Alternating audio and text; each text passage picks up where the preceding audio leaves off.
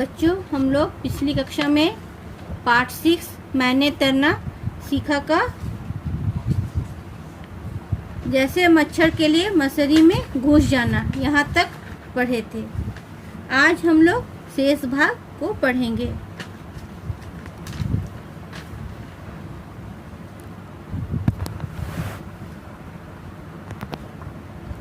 मैंने उन्हीं से तैरना सीखने का निश्चय किया। मैं उनसे मिला। उन्होंने तैरना सीखने के मेरे प्रस्ताव का स्वागत किया। 5 मिनट तैरने के लाभों पर भाषण भी दिया।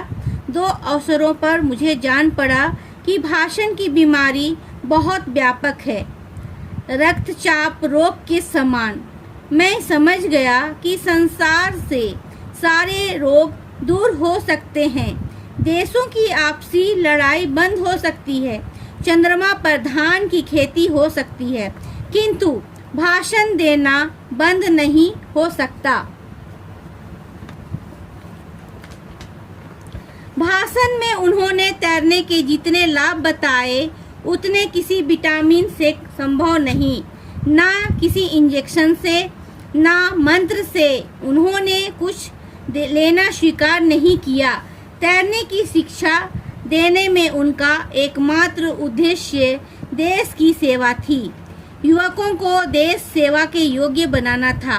शांति में, युद्ध में, यात्रा में, प्रेम में तैरने का महत्व ही नहीं, उपयोगिता भी थी, जिसकी सूची यहाँ देना आवश्यक नहीं है। यहाँ पर लेखक बताते हैं कि एक व्यायाम के लिए एक महापंडित हैं जो पंडित हैं जो उनका बहुत ही बड़ा नाम है और लोग उनके बारे में बतलाते हैं कि वो दिल्ली में डुबकी लगाते हैं और आगरा आकर के निकलते हैं और उसकी ख्याति जो है बहुत दूर दूर तक, देश विदेशों तक में फैल चुकी है। और वो जो है लेखक को तैरने सीखने की कला के विषय में बताते हैं और लेखक यहाँ बतला रहे हैं कि 5 मिनट में तैरने के लाभ में जो है तैरने के लाभ पर वो बहुत ही भाषण दिए। और यहाँ पर लेखक जो हैं कुछ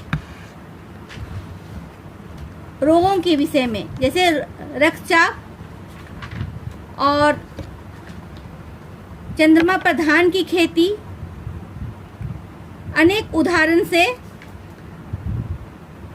महालेखक के पंडित जो हैं उनके विषय में बतलाए हैं। और ये भी साथ में ये भी बतलाते हैं कि जो लेखक हैं, जो महापंडित हैं, वो युवकों को तैरने की माध्यम से युवकों को जो है देश सेवा के योग्य बनाना चाहते हैं।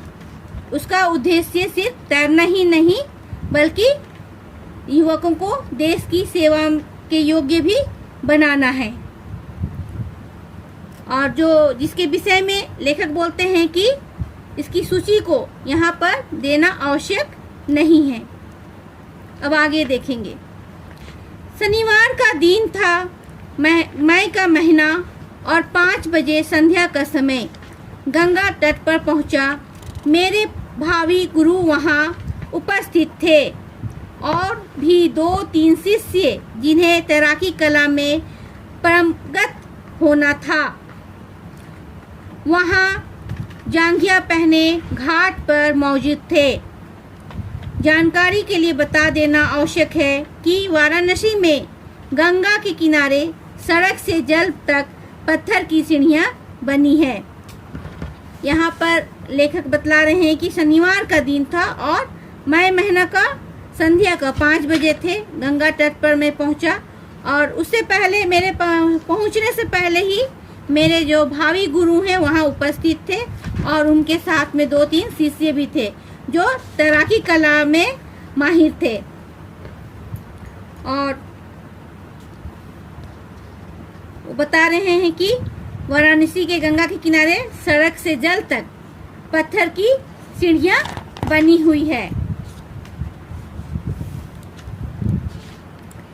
जैसे पुराने ज़माने में रोम में थिएटर, यहाँ रोम के थिएटर से वाराणसी की सीढ़ियों को सड़क से जल तक पत्थर की सीढ़ियाँ का उदाहरण के बारे में बतलाए हैं। मंच के चारों ओर सीढ़ियाँ बनी रहती थी जिन पर साधारण लोग बैठकर तमाशा देखते थे। पानी के ऊपर सीढ़ियों पर बैठकर लोग मालिश कराते हैं, हजामत बनवाते हैं। सवेरे बाहर महीनों और गर्मी के दिनों में संध्या को भी यहाँ युवक और युवती, बालक और बालिका, वृद्ध और वृद्धा एकत्र रहते हैं। वाराणसी में इसका वही महत्व है जो कोलकाता में चौरंगी का, मुंबई में चौपाटी का, लखनऊ में हजरतगंज और दिल्ली में कर्नाट सर्कस का। इसी स्थान पर मुझे तैरना सीखना था। मेरे गुरुजी ने यहाँ पुनः एक भाषण दिया जो भगवान की दया से छोटा था। उन्होंने तैरना सीखने के अभ्यास तथा स्टाइल पर जोर दिया।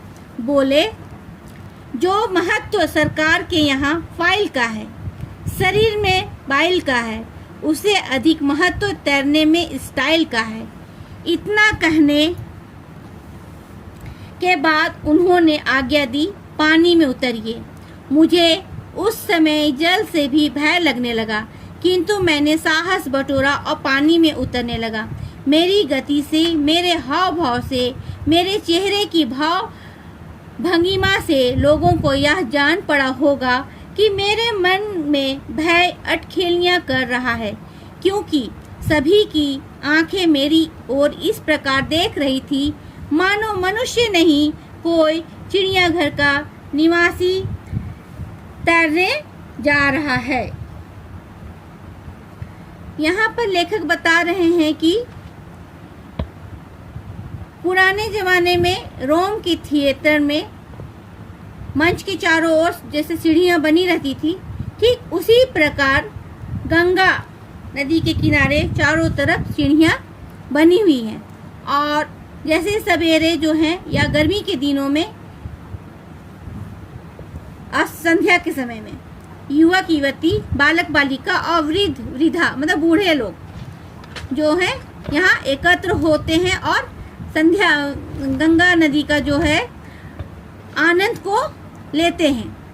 वाराणसी में इसका वही महत्व है और कहते हैं कि वाराणसी में जो इसका बहुत ही महत्व है। जैसे कि यहाँ उदाहरण दिए हैं, कुछ उदाहरण देकर बतलाते हैं कि जैसे कोलकाता में चौरंगी का, मुंबई में चौपाटी का, लखनऊ में हजरतगंज का और दिल्ली में कर्नाट सर्कस का।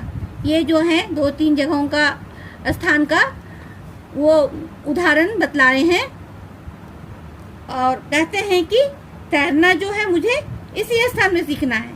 और तैरने से पहले जो मेरे गुरुजी हैं उन्होंने पुनः फिर से एक उदाहरण मतलब भाषण दिया, लेकिन भगवान की दया या कृपा से वो छोटा था। अब उन्होंने तैरने सीखने में अभ्यास और स्टाइल की ओर जोर दिए और फिर वो लेखक जो है कुछ उदाहरण देकर बतलाते हैं कि जैसे सरकार के यहाँ फाइल का और शरीर में बाइल का, बाइल मतलब पित्त, उसे अधिक महत्व तैरने का स्टाइल है। और इतना कहते हैं और कहते हैं कि जैसे कि उसे पानी में उतरने के लिए आदेश मिला और जैसे ही उन्होंने यह आदेश मिला कि पानी में उतरना है तो उनका भय जो है बढ़ने लगा और उनका शरीर का भय जो है उनके चेहरे में आ गया और उसके मन में विभिन्न प्रकार के अटखेलियाँ मतलब चुलबुलाहट जो है खेलने लगा और चुलबुलाहट होने लगी। और लेखक जो हैं कहते हैं कि वहाँ पर जितने सारे लोग थे वो सभी लोग मतलब सभी लोगों की आंखें मेरी ओर ही थी और जैसे मुझे मालूम हो रहा था कि मैं मनुष्य नहीं कोई चिड़ियाघर का निवासी हूँ जो तैरने जा रहा हूँ। अब आगे देखेंगे। एक के बाद एक पाँव पानी में धंसे, मैं उतरता गया, सामने गंगा जल फैला था, जैसे स्फटिक का विशाल पर्दा बिछा हो।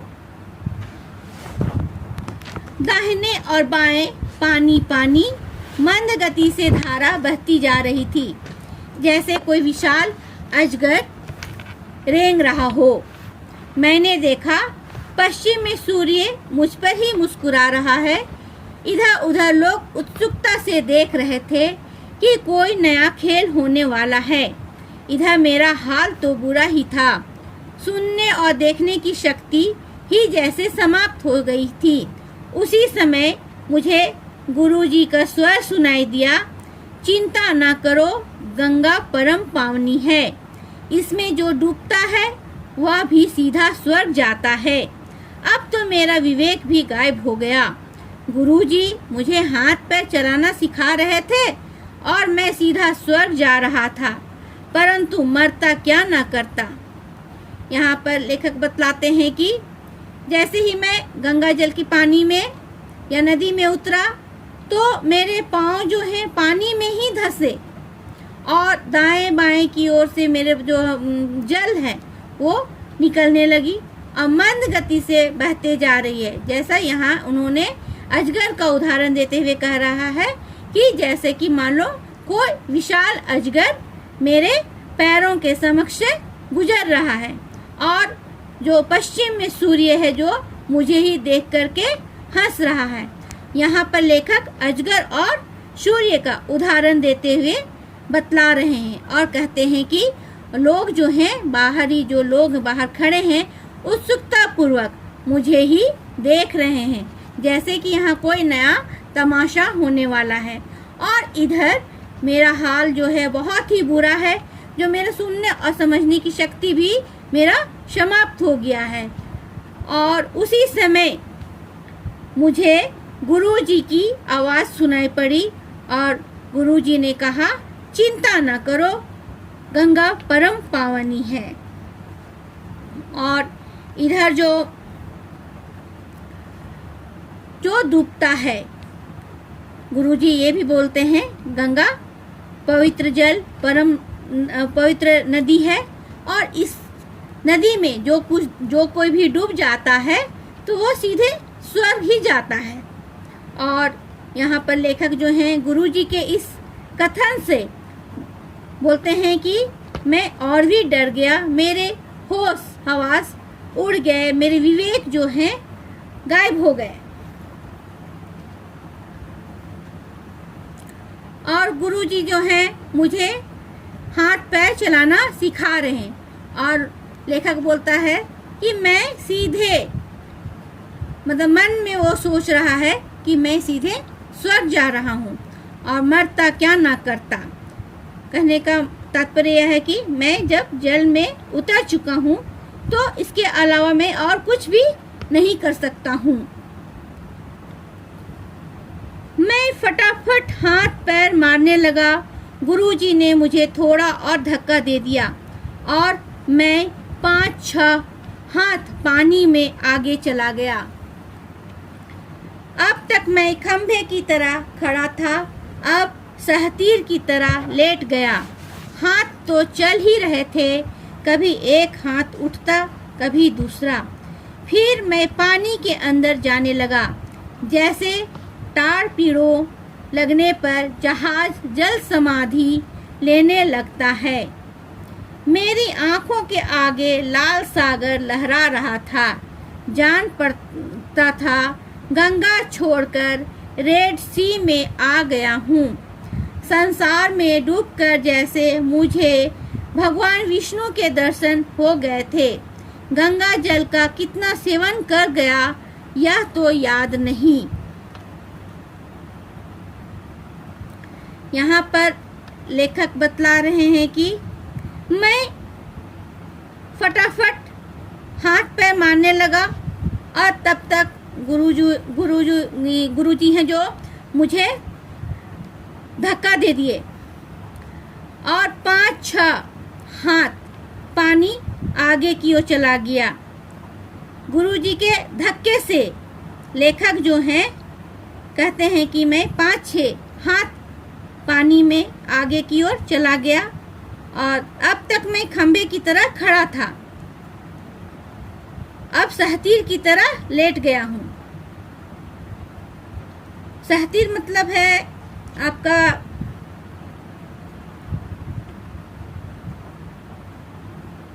लट्ठा।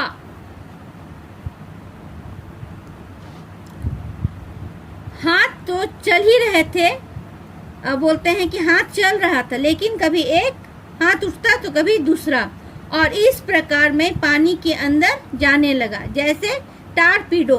टारपीडो का मतलब है स्वचालित विस्फोटक। कहने लगते हैं कि जैसे कि जहाज जो है जल समाधि ले रहे हैं, लेता है, ठीक उसी प्रकार मैं भी पानी के अंदर धंसता चला जा रहा हूँ और मेरे आंखों के सामने लाल सागर जो है लहरा रहा है। जैसे जान पड़ रहा है गंगा जल में मैं गंगा में नहीं, मैं रेड सी में आ गया हूँ और सागर में डूबकर मुझे भगवान विष्णु के दर्शन हो गए हैं। और यहाँ ये भी बतलाते हैं कि पता नहीं मैं कितना गंगा जल का सेवन मतलब वो कितना गंगा जल को वो पी चुके हैं जो उसे याद नहीं है। परंतु ना जाने कैसे मेरा सिर पानी के ऊपर निकल आया। और ये लेखक यहाँ बोलते हैं कि पर पता नहीं अचानक से मेरा जो सिर है जो पानी के ऊपर निकल आया। पानी भी पेट में गया था, ऊपर से हवा भी। लगा कि सचमुच मर तो नहीं गया हूँ, पर मरने वाला हूँ। तभी मुझे गुरुजी ने घाट की ओर धक्का दिया। मुझे भी पानी में डूबने से घाट पर आकर मरना अच्छा लगा। हाथ पैर तो चला ही रहा था, मरता क्या न करता। इस बीच था कि सीढ़ी आ गई। गुरुजी ने कहा खड़े हो जाओ। ऐसा जान पड़ता था कि 4 घंटे कथक नृत्य करके आया हूँ। अब मैं घाट पर था। आँख, कान, नाक, मुंह तथा सारे शरीर से पानी टपक रहा था, मानो स्पंज की मूर्ति किसी ने खड़ी कर दी हो और कोई दबा रहा है। गुरुजी ने कहा लो तैरना आ गया। यहाँ पर लेखक बतला रहे हैं कि पानी जो है उसका पेट में चला गया है और कहते हैं कि पता नहीं हवा भी, और सचमुच उसे महसूस हो रहा है कि वह मर गया है, लेकिन वो मरा नहीं है। और कहते हैं कि मैं मरा नहीं हूँ लेकिन मरने वाला हूँ। अब वह सोच ही रहा है, तभी गुरुजी जो है उसके घाट की ओर फिर से धक्का दिए। और लेखक कहते हैं कि घाट पानी में डूबने से तो अच्छा है घाट पर ही आकर के मुझे मरना अच्छा लगेगा। और हाथ पैर तो चला ही रहा था। लेखक यहाँ बतलाते हैं कि मैं पानी में भी हाथ पैर चला ही रहा था कि गुरुजी ने मुझे जोर से धक्का मारा और मैं सीढ़ी पे आ करके गिर गया था। मतलब नदी आदि में वह स्थान जहाँ बिना डूबे पांव टिक जाए। और गुरुजी जो है उनको फिर से आदेश देते हैं और कहते हैं कि खड़े हो जाओ। और यहाँ पर लेखक बतलाते हैं कि मुझे ऐसा जान पड़ रहा है कि ऐसा मालूम हो रहा है कि मैं 4-5 घंटा कथक नृत्य करके आया हूँ। अब मैं घाट पर था। आँख कान नाक से मतलब पूरे शरीर से उनका पानी टपक रहा है, जैसे कि मानो स्पंज की मूर्ति खड़ी है और उसे कोई दबा रहा है। और यहाँ पर गुरुजी कहते हैं कि लो तैरना आ गया। इस पाठ का जीवन मूल्य है कि कलाओं से जीवन सुसंस्कृत होता है। अब आपका होमवर्क है कठिन शब्दों के अर्थ को लिखना। कवि की जीवन परिचय को लिखेंगे।